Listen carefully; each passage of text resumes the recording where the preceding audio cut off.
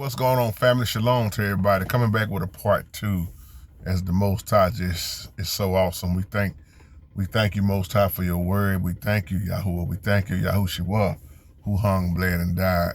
If you saw the video I did about the Bible being silent for 400 years, I asked the question, was the Most High really silent?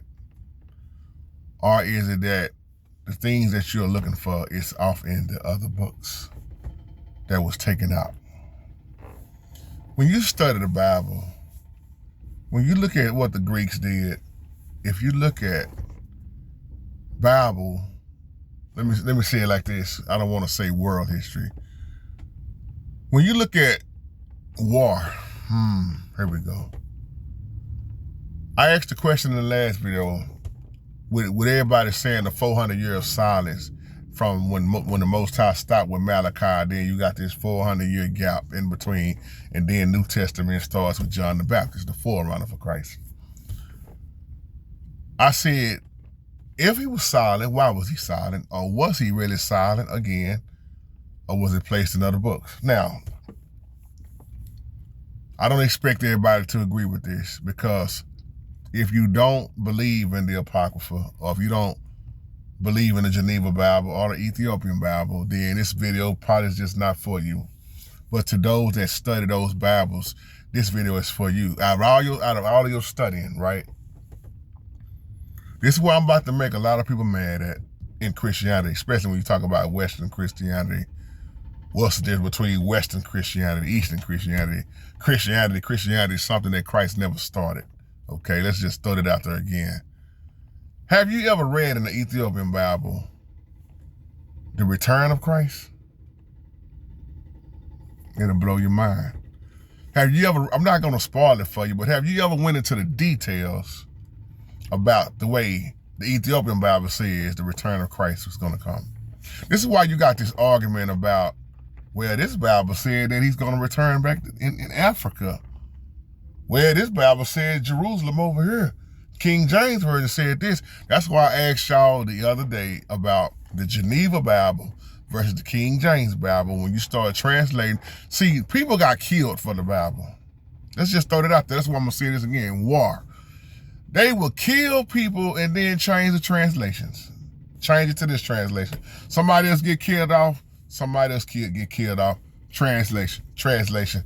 More people die. More translations. See, if you look at the translations, why was the Bible translated so much? That's why I asked y'all in the other video, did King James really ban the Geneva Bible? Or what is your take on that? Did he ban it or not?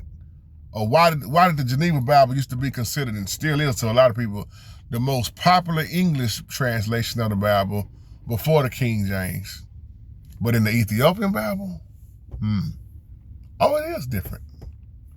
This is why the things that I talk about to my new people, that's why I tell you, those who are emailing me, there are going to be a lot of things I say you are not going to agree with, especially if you never studied on it before. That's fine. I'm not going to argue with you. That's fine. But when you study the Ethiopian Bible, and then you start talking about all this rapture, see, when you look at what was originally wrote, it'll blow your mind in the Ethiopian Bible, the way it talks about and goes into details about Christ returning. And I don't see this rapture teaching, this pre-tribulation stuff, or the different translations of these words. Like I told y'all, cloud also means crowd in the Greek. Air, breath, ruach, spirit.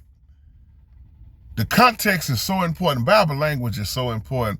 And if you don't understand it, you will be, man, I don't know what that meant right there. And then you'll start teaching other people. Now, that ain't what that meant. Because all this English translation, English. But remember, the Bible had manuscripts, scrolls. Let's say that, scrolls. What was really said, what was really being shown. That's why I keep saying he write the word on your heart. The Most High already knew it was going to be a whole bunch of confusion with these Bibles. That's why I said which Bible is correct. Pray in the Spirit, study in the Holy Spirit, and he will reveal it to you. So that Ethiopian Bible shuts down this rapture stuff, man. And then you start talking about he gonna return to Africa. The Bible say he gonna be over here, or people still trying to set rapture dates. Well, the King James Version said, well, Paul said, you know, in 1 Thessalonians, man, Paul said, 4:17, Paul said, but then when you look at the Ethiopian Bible, it's a lot of stuff just ain't matching up. So who's wrong and who's right? Shalom, family.